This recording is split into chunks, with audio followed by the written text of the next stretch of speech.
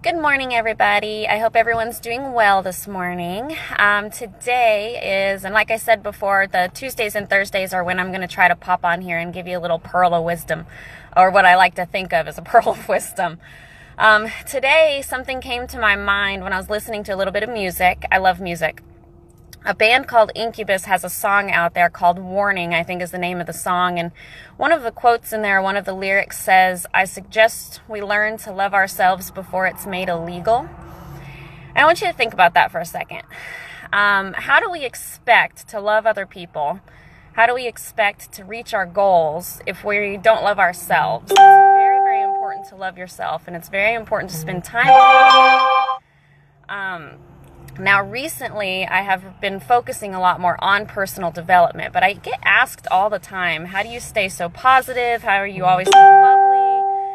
And the reason that I'm so bubbly is just I spend time on myself. I know who I am, I know what I love, and I know who I want to target. Now, recently, it's been a little harder for me because my goals have changed, and I have a couple different things that I'm trying to reach. So, couple things that I do for personal development is I wake up an hour earlier than I typically would to get up and go to work.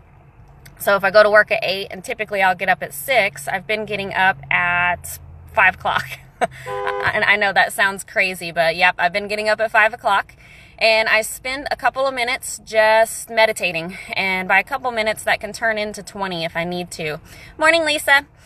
And so spend a little time on yourself in the morning, meditate, whether it's just deep breathing, whether it's focusing on everything else that you need to do, visualization, affirmations. If you didn't sleep well, it can help as well.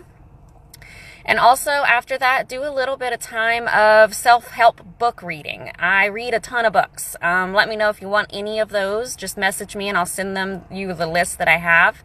I read them all the time. I read for about 20 minutes before I actually get out the door. And that just really helps me focus. Recently I've been reading The One Thing by Gary Keller, and that's been an amazing book.